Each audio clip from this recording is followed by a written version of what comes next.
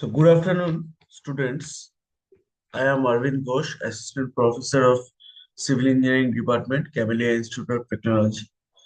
So, today we shall discuss about the subject Introduction to Civil Engineering. We have already started this subject. আমরা already এই সাবজেক্টটা শুরু করে ফেলেছি and we have covered module 1 to module 3 already.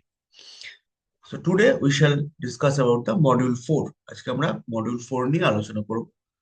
তো যারা যারা এখনো পর্যন্ত আমার এই গুগল ক্লাসরুমে জয়েন করোনি, হ্যাঁ, তারা দেখবে হোয়াটসঅ্যাপে আমার লিঙ্ক পাঠানো আছে।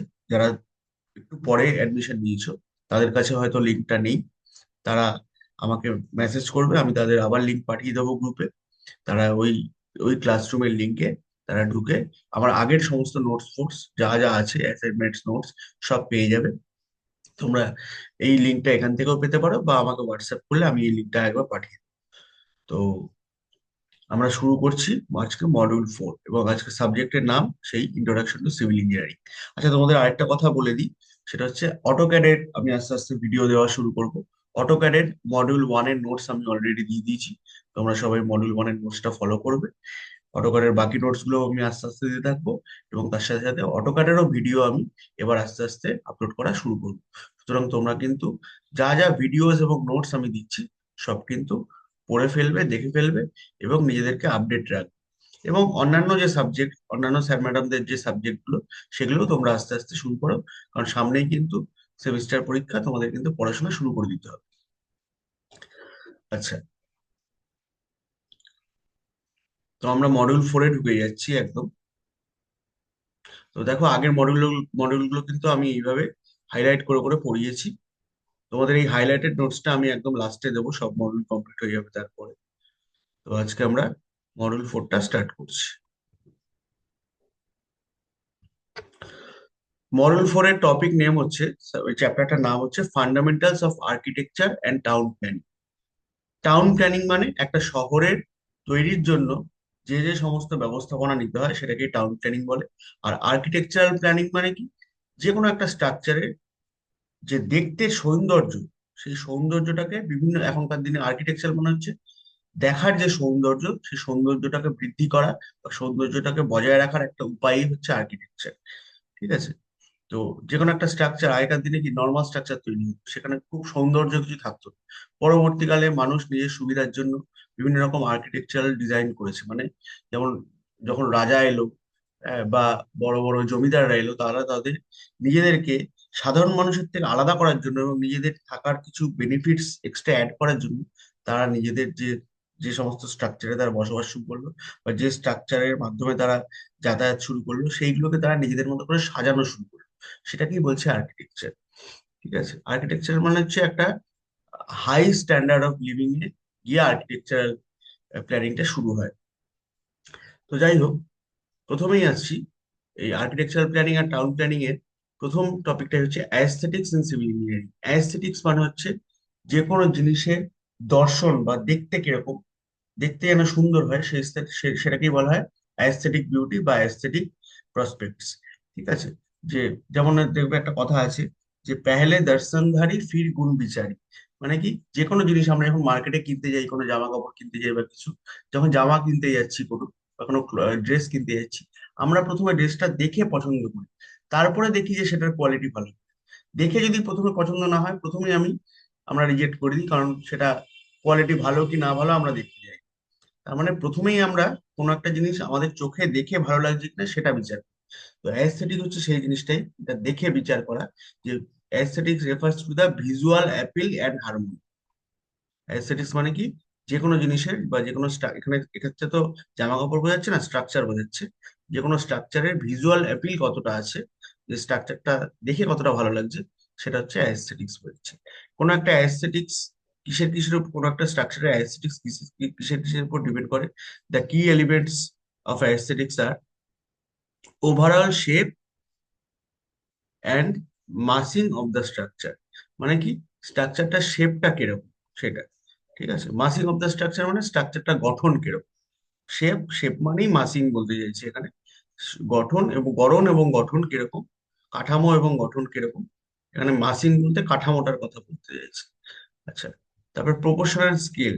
মানে size relationship between building elements and surroundings মানে কি, দেখা গেল একটা বাড়ি বিশাল বড়, এত বড় বাড়ি করে ফেলেছি যে তার আশেপাশের যে সমস্ত ফেসিলিটিস আছে সেগুলো আমি অ্যাভেল করতে পারছি না, সেগুলো সেই ফেসিলিটি গুলো আমি নিতে পারছি না।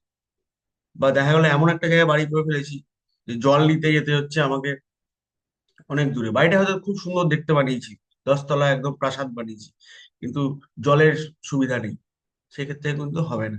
সেজন্য size relationship between building elements and surroundings. Symmetry and balance, বাড়িটা যেন সমান সমান হয়, দেখা গেল একদিকটা বড় একদিকটা ছোট হয়ে গেছে, সেটা যেন না হয়, সেটাকে সিমেট্রি বলছে। ঠিক আছে, ব্যালেন্সটা যেন বজায় থাকে। এবং টেক্সচার অ্যান্ড কালার, ঠিক আছে, টেক্সচার কালার এবং টেক্সচার যেন ঠিকঠাক থাকে।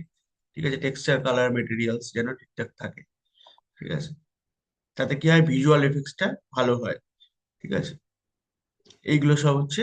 এছাড়া রিদিম, রিদিম এখানে অতটা লাগে না। রিদিম বানাচ্ছে অ্যাকচুয়ালি কি এখানে বলতে চাইছে, যে বাড়ির মধ্যে যদি এক জিনিস বারবার আসে তাহলে বোরিং হয়ে যায়। যে কোনো ঘরের মধ্যে দেখবে তুমি, যে একটা বাড়ির মধ্যে পর পর পর পর পর পর জানলা, একই ধরনের জানলা, তো সেক্ষেত্রে যেন বোরিং হয়ে যায়। বা সব কটা দিনের পর দিন একই পর্দা ইউজ হচ্ছে দরজা জানলায়, সেক্ষেত্রে বোরিং হয়ে যায়। সেক্ষেত্রে রিদিম চেঞ্জের জন্য বা একটু মানে মনের এন্টারটেনমেন্টের জন্য আমরা দেখবে জানলার পর্দা চেঞ্জ করি, বা বাড়ির রং, ঘরের রং গুলো চেঞ্জ করি 10-15 বছর অন্তর, 5-10 বছর অন্তর চেঞ্জ করি। সেটাকে রিদিম বলতে চাইছে।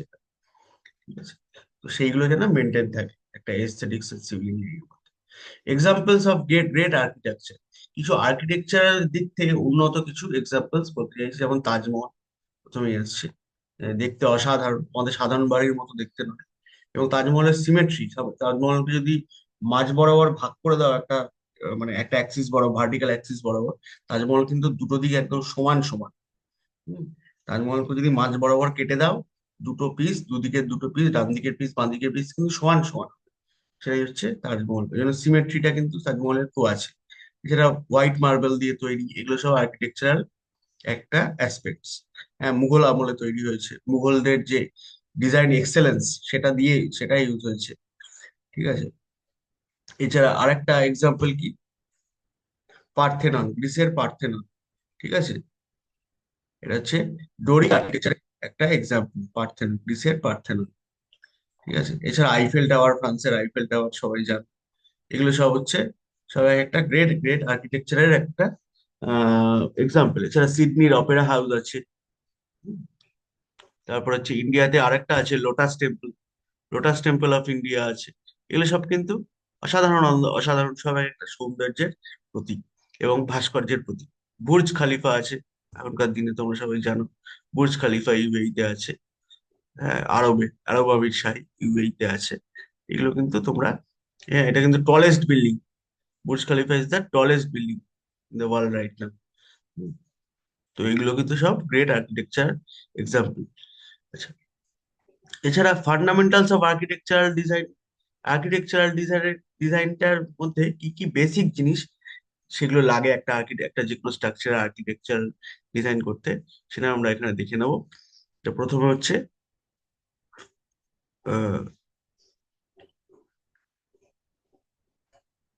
Safety and stability. যে বিল্ডিংটা দেখা গেল অতিরিক্ত ডিজাইন করতে গিয়ে দেখা গেল তার সেফটি আর স্টেবিলিটি নেই, সেটা হলে কিন্তু চলবে না। আর্কিটেকচারাল ডিজাইনের আগে আমাদের কিন্তু লোড ডিজাইনটা করে নিতে হবে, যেন প্রপারলি লোড ডিস্ট্রিবিউট থাকে, অতিরিক্ত লোডে যেন ফেল না করে যায়, বা ভবিষ্যতে যদি কোনো এক্সট্রা লোড আসে তার জন্য যদি ফেল না করে যায়, সেগুলো কিন্তু সেফটি এন্ড স্টেবিলিটির দিকটা দেখতে হবে। তো স্ট্রাকচারাল ইন্টিগ্রিটি, ফায়ার সেফটি, এগুলো কিন্তু মেনটেন রাখতে হবে।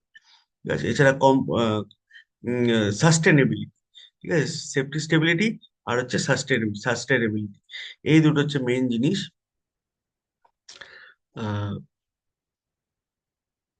একটা আর্কিটেকচারাল ডিজাইন করতে লাগে। এছাড়া সাইট কনসিডারেশন, যে যেখানে আমি স্ট্রাকচারটা তৈরি করছি সেই জায়গার ক্লাইমেট কিরকম আছে। টোপোগ্রাফি, টোপোগ্রাফি মানে হচ্ছে তোমার কি বলবো, টোপোগ্রাফি মানে, এক সেকেন্ড।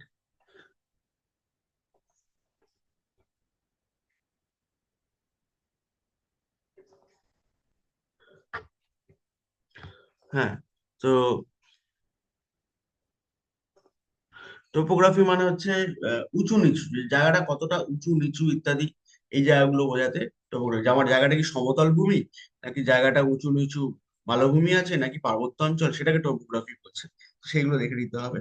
সেগুলো সবই কিন্তু তোমার পড়ছে হচ্ছে সাইট কনসিডারেশনস এর মধ্যে। ঠিক আছে, এবার আসছে ফান্ডামেন্টালস অফ, তাহলে ফান্ডামেন্টালস অফ আর্কিটেকচার প্ল্যানিংটা হয়ে গেল, যে একটা জায়গায় আর্কিটেকচারাল ডিজাইন করতে গেলে কি কি লাগবে। সেফটি স্টেবিলিটি লাগবে, সাস্টেনেবিলিটি লাগবে, আর সাইট কন্ডিশন লাগবে। এই তিনটে পয়েন্ট মনে রাখবে তাহলে। এবার হচ্ছে ফান্ডামেন্টালস অফ টাউন প্ল্যানিং। কোনো একটা টাউনের প্ল্যানিং করার জন্য কি কি ফান্ডামেন্টালস, কি কি দরকার সেটা লাগবে। প্রথম হচ্ছে ল্যান্ড ইউজ প্ল্যানিং। কতটা কতটা জমি ইউজ হচ্ছে, সেখানে কি কি জোন আছে, সেগুলো কিন্তু আমাদেরকে মনে রাখতে হবে। যে যেমন কলকাতাকে অনেকগুলো জোনে ভাগ করা আছে, zone 1, zone 2, zone 3, zone 4, zone 5 ইত্যাদি, এরকম অনেকগুলো জোনে ভাগ করা হয়েছে, সেগুলো কিন্তু আমাদের মাথায় রাখতে হবে। এছাড়া ট্রান্সপোর্টেশন প্ল্যানিং, হ্যাঁ, শহরটার মধ্যে গাড়ি ঘোড়া কিরকম আছে, কিরকম যাচ্ছে, কি ধরনের কি কি ধরনের রোড আছে, টু ওয়ে রোড আছে না ওয়ান ওয়ে রোড আছে, না কতগুলো টু ওয়ে রোড আছে, কতগুলো ওয়ান ওয়ে রোড আছে, কতগুলো one way double lane road আছে, one way single lane road আছে, ইত্যাদি ইত্যাদি। এই ধরনের ট্রান্সপোর্টেশন প্ল্যানিংটা কিন্তু প্রপারলি একটা টাউন প্ল্যানিং এর জন্য মাস্ট। আর এছাড়া ট্রান্সপোর্টেশন প্ল্যানিং আর হচ্ছে ল্যান্ড ইউজ প্ল্যানিং, এটাও কিন্তু লাগে। ঠিক আছে। আচ্ছা, এছাড়া ইউটিলিটিস এন্ড সার্ভিসেস। ইউটিলিটিস মানে কি কি পরিষেবা দেওয়া হচ্ছে, ওয়াটার সাপ্লাই পরিষেবা ঠিক মতো হচ্ছে কিনা, সিভারেজ মানে যেটা হচ্ছে নোংরা জল বেরিয়ে যাওয়ার যে বর্জ্য জল, জল নিকাশি ব্যবস্থা যেটা, সেটা ঠিক মতো হচ্ছে কিনা, ড্রেনেজ, বৃষ্টির জল ঠিক মতো বেরোতে পারছে কিনা, পাওয়ার মানে ঠিক মতো ইলেকট্রিসিটি সাপ্লাই হচ্ছে কিনা, এগুলো সবই কিন্তু টাউন প্ল্যানিং এর। একটা শহর ঠিকভাবে প্ল্যানিং হয়েছে কিনা। হ্যাঁ, ওয়েস্ট ম্যানেজমেন্ট, শহরের যে বর্জ্য পদার্থগুলো, সেগুলোকে প্রপারলি নষ্ট করে ফেলা হচ্ছে কিনা, বা যেগুলো যেগুলো রিসাইকেবল ওয়েস্ট, রিসাইক্লেবল ওয়েস্ট, সেগুলোকে আবার রিসাইকেল করার জন্য ইউজ করা যাচ্ছে কিনা, এগুলো সব দেখতে হবে। ঠিক আছে। এছাড়া আছে হাউজিং অ্যান্ড সোশ্যাল ইনফ্রাস্ট্রাকচার, যে স্কুল কলেজ ঠিক মতো আছে কিনা, বাচ্চাদের খেলার জন্য পার্কস আছে কিনা, অসুস্থদের জন্য হসপিটাল আছে কিনা, এগুলো সব আছে কিনা সেগুলো দেখার জন্য ফান্ডামেন্টালস অফ টাউন প্ল্যানিং। এছাড়া এনভায়রনমেন্টাল প্ল্যানিং, ঠিক মতো আহ, তোমার কি বলে বাগান আছে কিনা, পলিউশন কন্ট্রোলের জন্য প্রপারলি ইনস্ট্রুমেন্টস বসানো আছে কিনা, নেচার পার্কস আছে কিনা, এগুলো আছে কিনা, এগুলো দেখতে হবে। এছাড়া হচ্ছে কিছু আরবান ডিজাইন, মানে হচ্ছে শহুরের শহরের কিছু ডিজাইন, যেমন হচ্ছে পাবলিক প্লেস, মানে লোকজন দাঁড়ানোর জন্য, যে বাসের জন্য যে আমরা ওয়েট করি, সেই যাত্রী প্রতীক্ষালয় আছে কিনা, বা কোনো যদি কোনো কমিউনিটি হয়, একটা টাউন তো একটা কমিউনিটি, সেই কমিউনিটিতে কোনো ফান সেন্টার মানে হচ্ছে ধরো বাচ্চাদের খেলার জন্য পার্ক আছে কিনা, বা বড়দের জন্য যে মিটিং মিছিলের কোনো ব্যবস্থা করার জায়গা আছে, মানে কোনো সভা, মানে কি বলবো কোনো থিয়েটার আছে কিনা, বা কোনো কি বলবো ওই মানে এমপি থিয়েটার ইত্যাদি আছে কিনা, অডিটোরিয়াম আছে কিনা, এগুলো সব হচ্ছে আরবান ডিজাইনের মধ্যে পড়ছে। এবং রেগুলেশন আর bylaws, building codes use করে বিল্ডিং তৈরি হচ্ছে কিনা। যেখানে সেখানে তুমি বাড়ি তৈরি করে দিতে পারো, তুমি যারা রাস্তার উপর একটা বাড়ি করে দিতে পারবে না। তখন এসে কি করবে, মিউনিসিপ্যালিটি বা পঞ্চায়েত থেকে এসে তোমার বাড়িটা ভেঙে দিয়ে যাবে। যতটুকু পোর্শন রাস্তার উপরে তুমি সরকারের জমির উপরে করে ফেলেছো ভুল করে, সেটুকু পোর্শন ভেঙে দিয়ে চলে যাবে। সেগুলো কিন্তু সব বিল্ডিং বাইলজে বা বিল্ডিং কোডস এর মধ্যে লেখা আছে। যেমন কলকাতা মিউনিসিপাল কর্পোরেশনের নিজস্ব কোড আছে, সেটা তোমরা চাইলে দেখতে পারো, ইন্টারনেটে অ্যাভেলেবেল আছে। সেখানে কেএমসি কোড এবং কেএমডিএ কোড এগুলো সব আছে। আচ্ছা, এবার আসছে বিল্ডিং সিস্টেমস। কিছু বিল্ডিং সিস্টেম, একটা বিল্ডিং তৈরি করতে গেলে কতগুলো বিল্ডিং সিস্টেমের উপর ডিপেন্ড করে একটা বিল্ডিং কে তৈরি করা হয়। হ্যাঁ, সেই চারটে বিল্ডিং সিস্টেমস হচ্ছে এইচভিএসি, অ্যাকোস্টিক্স, লাইটনিং, আর আদার বিল্ডিং সার্ভিসেস। এইগুলো আমি আরো ডিটেলসে একটা নোটস পরে দিয়ে দেবো, আরো ডিটেলসে তোমাদের এটার উপরে নোটস এসছে। আমি এখানে শর্টে লিখেছি জাস্ট বোঝার সুবিধার জন্য। এই বিল্ডিং সিস্টেমস এর উপর আমি একটা শর্ট নোটস পরে দিয়ে দেবো। তো এইচভিএসি টা কি, heating ventilation and air condition, এই সিস্টেম। একটা বিল্ডিং এ কিন্তু এই এইচভিএসি না থাকলে কিন্তু বিল্ডিংটা প্রপারলি হবে না। তাহলে হিটিং মানে কি, বাড়িটা যেন অতিরিক্ত গরম না হয়, গরমকালে যাতে অতিরিক্ত গরম না হয়, সেই হিটিং এর দিকটা দেখা। ভেন্টিলেশন মানে কি, বাড়ির মধ্যে যেন প্রপারলি বায়ু চলাচল হয়। দেখা গেল যে এমন ভাবে ভেন্টিলেশন সিস্টেম করেছি যে হাওয়া বাতাস ঠিক মতো ঢুকছে না, সেক্ষেত্রে বাড়ির ভিতরে স্যাঁতস্যাঁতে পরিবেশ তৈরি হয়। আর এয়ার কন্ডিশন মানে যেন এমন ভাবে যেন বায়ু চলাচলটা হয়। ভেন্টিলেশন মানেও বায়ু চলাচল, এয়ার কন্ডিশনিং মানেও বায়ু চলাচল। বাট ভেন্টিলেশন মানে হচ্ছে কি বলবো, মানে সেক্ষেত্রে যেন সাফোকেশন না হয় সেরকম বায়ু চলাচল, যেন শ্বাস প্রশ্বাস নিতে পারি, সেই যে বায়ু চলাচলটা সেটাকে ভেন্টিলেশন হচ্ছে। আর এয়ার কন্ডিশন মানে হচ্ছে আমি যেন স্বস্তিতে থাকতে পারি, শ্বাস প্রশ্বাস তো দিতে পারছি, বাট দেখা গেলো খুব গরম লাগছে, সেটা যেন না হয়, তার জন্য এয়ার কন্ডিশন। ঠিক আছে, তো এটাকেই বলছে, এই তিনটে নিয়ে হচ্ছে এইচভিএসি সিস্টেম। ইট প্রোভাইডস ইনডোর কমফোর্ট, একটা ঘরের মধ্যে থাকতে বা একটা বাড়ির মধ্যে থাকতে যে ইনডোর কমফোর্ট থাকে, সেটা এই এইচভিএসি সিস্টেমের মাধ্যমে অ্যাসিওর করা হয়। এবং এয়ার কোয়ালিটি, বাড়ির মধ্যে যে বাতাস তার কোয়ালিটি যেন ঠিকঠাক থাকে, সেটা যেন দেখে নেওয়া হয়। এটা এই এইচভিএসি সিস্টেমের মধ্যে কি কি অন্তর্গত একটা বাড়ি বা একটা যে কোনো একটা স্ট্রাকচারে, সেটা হচ্ছে বাড়ির মধ্যে যেন চিলার্স থাকে, এইচইউস থাকে, ডাক্টস থাকে, কুলিং টাওয়ার থাকে, ভেন্টিলেটর থাকে, মানে ভেন্টিলেশন সিস্টেম, এইগুলো থাকে। এগুলো যেন একটা বাড়ির মধ্যে থাকে, না হলে কিন্তু ভেন্টিলেশন এইচভিএসি সিস্টেমটা প্রপারলি হয় না।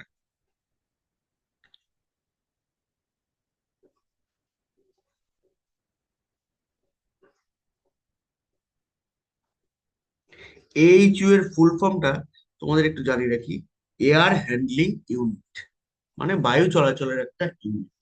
এইচইউ মানে হচ্ছে এয়ার হ্যান্ডলিং ইউনিট, লিখে দিচ্ছি।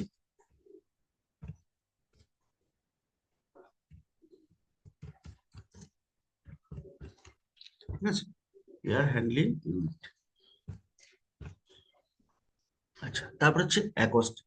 অ্যাকোস্টিক মানে হচ্ছে শব্দের বিষয়। এই যে অ্যাকোস্টিক গিটার তোমরা সবাই শুনছো, অ্যাকোস্টিক মানে হচ্ছে শব্দটাকে কন্ট্রোল করে এমন জিনিসকে বলা হয় অ্যাকোস্টিক। এই দেখবে অ্যাকোস্টিক গিটারের শব্দ খুব সুন্দর বেরোয়, কিন্তু দেখবে অন্যরকম গিটার হয়, ইলেকট্রিক গিটার হয়, বা আগেকার দিনে হাওয়াই গিটার ছিল সেগুলো হয়। অ্যাকোস্টিক গিটারের শব্দটা কিন্তু একদম বেসিক লেভেলের জন্য একদম খুব সুন্দর। তো অ্যাকোস্টিক মানে যেন সাউন্ডটা যেন সুন্দর থাকে, সাউন্ডটা যেন কন্ট্রোলে থাকে। তো সেটাই বলছি, অ্যাকোস্টিকের কাজ হচ্ছে ডিজাইন অফ সাউন্ড কন্ট্রোল। দেখা গেল এমন একটা বাড়িতে তুমি থাকছো যে এই ঘর থেকে কথা বললে পাশের ঘরে শুনতে পাওয়া যাচ্ছে, সেই বাড়িতে সমস্যা, ঝগড়াঝাটি, অশান্তি হবে। ঠিক আছে, তো এমন ভাবে বাড়ির দেওয়াল তৈরি করতে হবে বা বাড়ির অ্যাকোস্টিক সিস্টেম তৈরি করতে হবে যেন এক ঘরের কথা পাশের ঘরে না যায়, বা মানে যেন প্রাইভেসি বজায় থাকে পরিষ্কার কথা, সেটা কিন্তু অ্যাকোস্টিক দেখে। ঠিক আছে, যেমন হচ্ছে সাউন্ড অ্যাবজর্ব করে নেবে, অ্যাবজর্পশন। ইনসুলেশন মানে হচ্ছে সাউন্ডটাকে যেন প্রতিরোধ করে দেয়। রিডাকশন, যদি খুব জোরে আওয়াজ আসে সেটাকে আস্তে করে দেয়। এগুলো সব কিন্তু অ্যাকস্টিকের মধ্যে পড়ছে। যেমন থিয়েটার হলগুলোতে কিন্তু অ্যাকস্টিক অনেকটা পরিমাণে লাগানো থাকে, ব্যবস্থা করা থাকে। অডিটোরিয়ামেও তাই, স্টুডিওতেও তাই। ঠিক আছে, এগুলো সব অ্যাকোস্টিকের মধ্যে পড়ছে। লাইটনিং মানে কি? লাইটনিং মানে হচ্ছে বজ্রবিদ্যুৎ। ঠিক আছে, ন্যাচারাল অ্যান্ড আর্টিফিশিয়াল লাইটনিং মানে ব্যবস্থা করে থাকতে হবে। মানে বজ্রবিদ্যুৎ বলতে এখানে বলতে চাইছি আলোর আর কি, আলোর কথা বলতে চাইছি।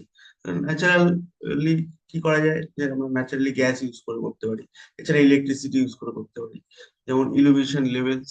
আচ্ছা, এখানে কি কি দেখতে হয় লাইটিং এর ক্ষেত্রে, যে কতটা লোডের আলো লাগবে, সব জায়গায় সমান লোডের আলো লাগবে না। ঠিক আছে, ন্যাচারাল অ্যান্ড আর্টিফিশিয়াল লাইটিং। বজ্রবিদ্যুৎ ভুল বলেছি, ওটা তখন অন্য যেতে চলে যাচ্ছে। মানে আলোর ব্যাপারটাকে বলতে চাইছি, যে ঘরের মধ্যে যেন প্রপারলি আলো ঢোকে। তাহলে এইচভিএসি হচ্ছে প্রপারলি যেন বায়ু ঢোকে, তারপরে হচ্ছে বায়ু, শব্দ এবং আলো, এই তিনটে হচ্ছে বিল্ডিং সিস্টেমের অন্যতম তিনটে কাঠামো, মানে তিনটে রিকোয়ারমেন্ট আর কি বলতে পারো। এবং আদার বিল্ডিং সার্ভিসের মধ্যে ফায়ার প্রোটেকশন পড়ছে, যেন আগুন ফাগুন যেন হঠাৎ করে না লেগে যায়, বা লেগে গেলেও যেন সেটাকে ফাইটিং করা যায় সেটা দেখে নিতে হবে। এছাড়া ভার্টিক্যাল ট্রান্সপোর্ট, যেমন নিচ থেকে উপরে ওঠা, উপর থেকে নিচে নামা, এগুলো হচ্ছে লিফট আর এসকালেটার্স, ভার্টিক্যাল ট্রান্সপোর্টের জন্য ইউজ হয়। শর্ট কোশ্চেন এসেছিল একবার। এছাড়া প্লাম্বিং এবং স্যানিটেশনস। প্লাম্বিং স্যানিটেশনস মানে হচ্ছে যে জলের যে ইউজিং সেটা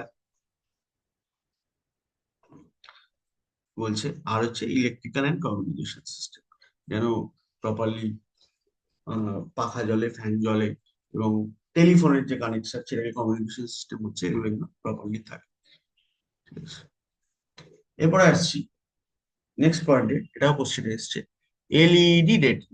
এলইডি মানে হচ্ছে leadership in energy and environmental design. এটার উপরেও আমি একটা নোটস পরে ডিটেলসে দিয়ে দেবো, এগুলোর উপর নোটস এসছে। আমি জাস্ট বোঝার সুবিধার জন্য এখন জাস্ট তোমাদের যে যে পয়েন্টগুলো মনে রাখতে হবে সেগুলোকে আমি এখানে হাইলাইট করেছি। এটা হচ্ছে এলইডি রেটিংটা কি, এ গ্লোবাল সার্টিফিকেশন সিস্টেম, মানে ওয়ার্ল্ডের তরফ থেকে, মানে মানে একদম ইন্টারন্যাশনালি একটা certification system for green house, green buildings. Green building এর জন্য এটা একটা এলইডি রেটিং হচ্ছে একটা সার্টিফিকেশন, একটা সার্টিফিকেট। ঠিক আছে, এর কি কি রেটিং সিস্টেম ক্যাটাগরিজ আছে না, এটা হচ্ছে sustainable sites, water efficiency, energy and atmospheric material and resources, এগুলোর উপর দেয় আর কি সার্টিফিকেট। এছাড়া ইনডোর এনভায়রনমেন্ট কোয়ালিটির উপরে দেয়, ইনডোর এনভায়রনমেন্ট কোয়ালিটি ইনোভেশনের উপরে দেয়, এবং ডিজাইন সার্টিফিকেশন। ঠিক আছে, এটা অতটা ইম্পর্টেন্ট না, আমি এটার উপর নোটস দিয়ে দেবো, একবার এসেছিল কোশ্চেনটা। স্মার্ট সিটিজের কি কি ডেভেলপমেন্ট করতে হয় সেটা একটা কোশ্চেন এসেছে, ডেভেলপমেন্ট অফ স্মার্ট সিটিজ। হ্যাঁ, smart cities use digital technologies, তারা কি করে, ডিজিটাল টেকনোলজি ইউজ করে। ঠিক আছে, for efficient urban management, urban ম্যানেজমেন্টের জন্য। আরবান ম্যানেজমেন্ট মানেই কিন্তু টাউন প্ল্যানিং। টাউন প্ল্যানিং এর জন্য কি কি লাগে আমরা অলরেডি আগে পড়েছি, একটু আগেই পড়লাম। For for efficient town planning বা urban management and improve quality of life. এর কি কি কি কম্পোনেন্টস আছে, কি কম্পোনেন্টস হচ্ছে স্মার্ট মোবিলিটি। হ্যাঁ, এক জায়গা থেকে আরেক জায়গায় যেন স্মার্টলি যাওয়া যায়, তাড়াতাড়ি যাওয়া যায়, স্মার্ট। হ্যাঁ, তার জন্য intelligent traffic, integrated transport system use হয়, আর স্মার্ট ইনফ্রাস্ট্রাকচার ইউজ হয়, যেমন আইওটি এনেবল। আইওটি মানে এক ধরনের, মানে এআই বেসড এক ধরনের ইউটিলিটি। ঠিক আছে, এছাড়া স্মার্ট গ্রিডস, ওয়েস্ট ম্যানেজমেন্ট, এগুলো যেন ইউজ হয়। ঠিক আছে, এছাড়া স্মার্ট গভর্নেন্স, যেমন ই গভর্নেন্স মানে ওয়েবসাইট। আগের দিন তো ওয়েবসাইট ছিল না, এখন দিনে ওয়েবসাইট চলে এসেছে। ওয়েবসাইটের বিভিন্ন পোর্টাল থেকে আমরা শহরের বিভিন্ন ট্যাক্স দিতে পারি, বা আমরা নিজেদের বিভিন্ন কমপ্লেন জমা দিতে পারি, বা যে কোনো ধরনের ফেসিলিটি, যেমন কদিন আগে এসআইআর হলো, সেগুলো সব আমরা কিন্তু ই পোর্টালের মাধ্যমে করতে পারি। ঠিক আছে, এছাড়া smart environment pollution monitoring, smart environment pollution monitoring সেটাও করা যেতে পারে, যেমন গ্রিন বিল্ডিং ইউজ করে। স্মার্ট ইকোনমি ইউজ করতে পারি, যেমন হচ্ছে ইনোভেশন হাবস। ঠিক আছে, ডিজিটাল এন্টারপ্রেনারশিপ, এগুলো ইউজ করতে পারি। স্মার্ট লিভিং, যেমন সেফটি, হেলথ কেয়ার, এডুকেশন, এগুলো আমরা লাগবে। এগুলো কিসের মধ্যে পড়ছি, সব কিন্তু ডেভেলপমেন্ট অফ স্মার্ট সিটি। এগুলো সব কিন্তু আমাদের থাকলে তবেই বলতে পারবো আমরা একটা স্মার্ট সিটিতে আছি। এছাড়া স্মার্ট সিটি মিশন ইউজ করতে পারি, 2015-তে ইউজ হয়েছে। সেখানে 100খানা সিটি সিলেক্ট করা হয়েছিল মডার্নাইজেশনের জন্য। ঠিক আছে, 10খানা সিভিল ইঞ্জিনিয়ারিং প্রজেক্টস, এরপরে কোশ্চেনটা, 10 civil engineering projects known for high aesthetic appeal. একটু আগেই পড়লাম, তাজমহল, সিডনির opera house, Burj Khalifa, golden gate bridge USA, lotus temple India, Akshardham temple India, এগুলো সব অসাধারণ সুন্দর সুন্দর দেখতে একটা আর্কিটেকচারাল ভিউ রয়েছে এই এই স্ট্রাকচার গুলো। আইফেল টাওয়ার, মেরিনা, সিঙ্গাপুরের মেরিনা স্যান্ড, মেরিনা বে স্যান্ড, মেরিনা বিচ আর কি যেটা। তারপর হচ্ছে মালাউ ভায়াডাক ফ্রান্সে, মিলাউ ভায়াডাক, বিদ্যাসাগর সেতু ইন্ডিয়া, সেকেন্ড দ্বিতীয় হুগলি বিচ, রাত্রিবেলা দেখবে আলো জ্বলে। ঠিক আছে, দারুণ লাগে দেখতে। তো এইগুলো সব করবে, এগুলো একদম easy. Possible systems required for a typical smart city, একটা টিপিক্যাল স্মার্ট সিটির জন্য কি কি পসিবল সিস্টেম আমাদের লাগবে সেটা একটু বলে দিই।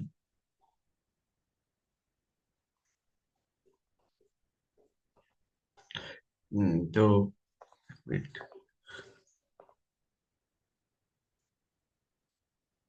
বলছে স্মার্ট ইনফ্রাস্ট্রাকচার সিস্টেম লাগবে। স্মার্ট ইনফ্রাস্ট্রাকচার সিস্টেম, যেমন তার মধ্যে আন্ডারে কি পড়ছে, স্মার্ট রোডস পড়ছে, হ্যাঁ, ইন্টিগ্রেটেড ট্রাফিক ম্যানেজমেন্ট পড়ছে, ইন্টিগ্রেটেড স্ট্রিট লাইটিং পড়ছে।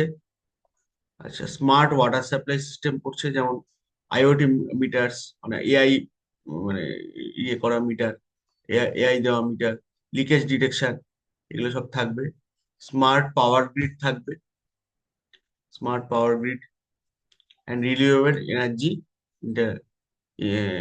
ইন্টিগ্রেশন, এগুলো সব থাকবে।